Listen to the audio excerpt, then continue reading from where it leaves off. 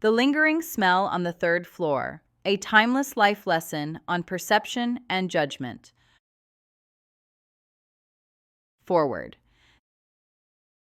This is a story about a woman, a smell, and a journey through the floors of a corporate building. A journey that goes far beyond its walls, ultimately revealing profound truths about perception, judgment, and the hidden corners of one's own self. Brought to you by Critical Thought Studios, an independent publisher.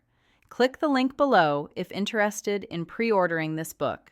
Don't forget to like, subscribe, and click the notification bell for more similar content. Timeless life lessons fables are dropped weekly. Part 1. Something Stinks in Marketing. Once upon a time, there was a woman who had just been hired on the third floor of a tall corporate building. It was her first week in the marketing department. Big windows, fresh paint, polished desks. She greeted her team with warmth, unpacked her pens, and brought in a small ceramic mug from home. The first few days went smoothly. She liked the rhythm of things. There was an espresso machine in the break room and laminated posters on the wall reminding everyone of company values. Cleanliness is everyone's responsibility. But around day 4, she started noticing it. A faint odor, not overpowering, but always present. It wasn't coming from the fridge or the trash. She checked. It hovered mostly in the break room, sometimes by the hallway near the elevators. Once, she thought she caught it right by her desk. She didn't say anything at first. She thought maybe she was imagining it. But as the days passed, it lingered. One morning, she stopped a woman near the printer. "Hey, do you smell something weird in here, like kind of sour?" The woman tilted her head slightly, sniffed once, then gave a polite shrug. "Maybe it's the carpet," she said. "It's kind of old, I think." The answer wasn't helpful, but it was all she got. By the end of the week, the woman sent an email to HR. "Hi, I've been noticing a smell in the marketing department, mostly around the break room area. It might be coming from the carpet or the vents. Just wanted to flag it in case others have mentioned it." They replied within a day. Facilities came up the next morning. Someone sprayed under the sink and opened the windows. The janitor left the cabinet doors open and propped a fan near the kitchenette. For a moment, she felt hopeful. But the smell returned. She began arriving earlier and earlier to spray a few drops of citrus oil near her desk before others arrived. It helped for a few hours, but by afternoon, it was back again. The others didn't seem to notice. Or maybe they did and just learned to live with it. She started skipping the break room. She ate lunch outside when she could, but the discomfort built up. She became distracted, short-tempered. She avoided conversations. "It's probably mold," she said one day, passing a woman from facilities, "or something deeper in the carpet that cleaning products can't reach." The woman nodded and said they'd take note. She waited another week. Nothing changed. "I've done what I could," she told herself. "Maybe it's just not the right floor for me." She filled out the transfer request that same evening. "Nothing against the team," she wrote. "It's just that the air quality on this floor is affecting my focus." And so, by the end of her first month, she was packing up her desk, placing her ceramic mug back into its box, and moving to the second floor. Part 2. Move to the second floor. Customer support. The second floor had a different energy. Smaller team, fewer windows. The hallway smelled faintly of ink and lemon wipes. People kept their heads down here. Phones rang quietly. Everything moved a little slower. She took a seat by the wall next to a man who typed with headphones in. No one said much on her first day, but she didn't mind. It felt calmer than upstairs. "Fresh start," she whispered to herself. For the first few days, everything seemed better. The air felt lighter, her shoulders relaxed. She wrote longer emails, finished projects early. She even brought lunch from home and ate at her desk. But by the end of the week, she noticed it again. That same scent, the faint, sour presence she had hoped was gone for good. It wasn't strong, just there, hiding in the corners, waiting. She sniffed near her chair, paused by the supply closet, checked under her desk. Nothing. But it stayed. She didn't say anything right away. Then, on Monday, someone microwaved fish. That made it worse. "Do people usually eat at their desks here?" she asked the man beside her. He pulled off one earbud. "Yeah, lunch breaks are flexible." He didn't ask why she wanted to know. By Thursday, she had folded a sweater over her chair to block the smell. She sprayed light mist in her corner before others arrived. She mentioned it once in passing, half joking. "I think this floor needs a detox." Someone laughed. Someone else looked up, then went back to typing. She cleaned more than she worked, wiped down her desk 3 times a day, emptied the trash even when it wasn't full. She asked the janitor about getting the air filters checked. He nodded and kept pushing his cart. "It's not just the smell," she told herself. "It's the habits. People don't care down here." She stopped attending team lunches. She began speaking more formally in emails. And then, after 2 weeks, "I've done what I can," she told HR. "But the work culture on this floor isn't aligned with my values. I'd like to request another transfer." The reply came 2 days later. Request granted. Part 3. Move to the 3rd floor. Operations. The 1st floor felt grounded. High ceilings, open layout, tall windows near the shipping dock let in early sunlight. The air smelled faintly of paper and floor polish. Here, people wore simpler clothes. No one talked about strategy or synergy. There were no posters about company values, just laminated safety signs and a shared radio that played softly in the background. Someone greeted her with a nod when she walked in. Another person pointed her to her desk. She liked it immediately. "You're lucky to be here," she told one of her new coworkers. "Upstairs was chaos. I feel like this is the only floor that runs properly." He smiled without looking up from his clipboard.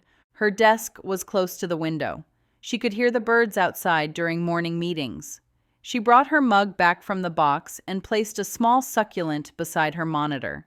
That first week, she stayed late. Not because she had to, but because it felt good to finally breathe.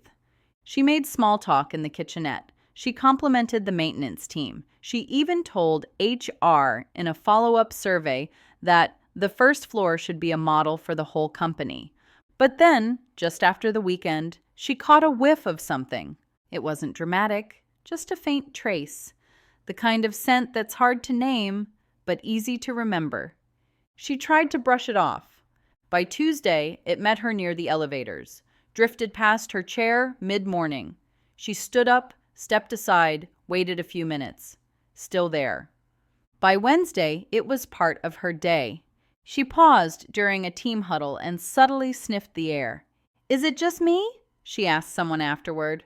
"Or does this floor have a weird after-lunch smell?" The woman tilted her head. "I haven't noticed anything. Maybe the shipping door's letting something in?" The answer felt vague, unbothered, like the others before it. That afternoon, she opened a window near her desk, sprayed a freshener in the corner, swapped out her seat cushion, and shook out the rug under her chair. Still, it returned. She approached the janitor in the hallway. "Has the cleaning schedule changed lately, or did someone switch products for this floor?" "No, ma'am," he said, tightening a trash liner. "Same products, same schedule. I've been here 12 years. She nodded, unsatisfied. She sent an email to HR that night. "I'm not sure if anyone else has noticed, but there's an odor building up near the east side of operations. It seems to intensify by afternoon. Could be something in the vents or carpet?" They didn't respond. She followed up. 2 days later. Again. No reply.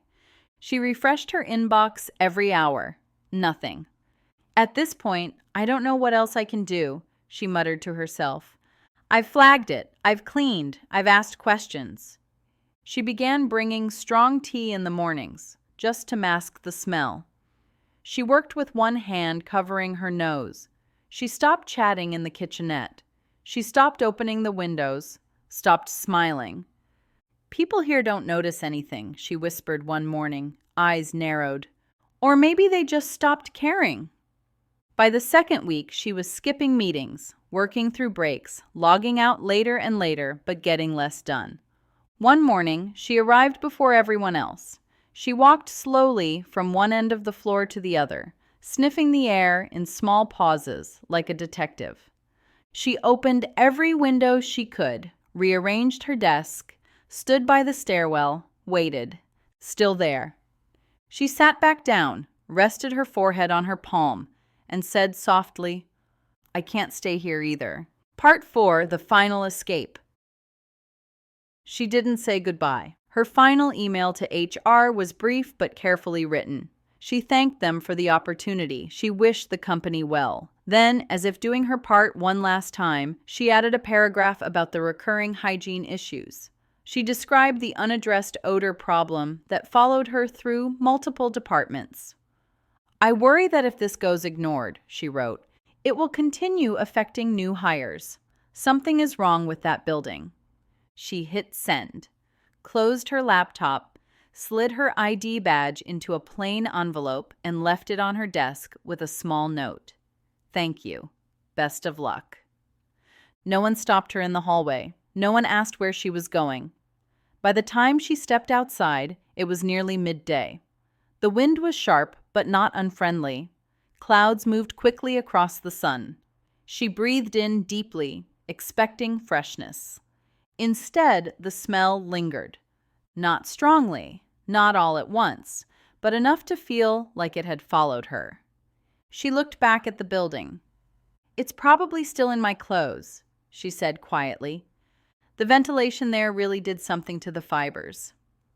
She hailed a taxi, opened the window halfway, rested her arm on the ledge, but by the third traffic light, she caught it again. That same discomfort in the air. Her eyes narrowed.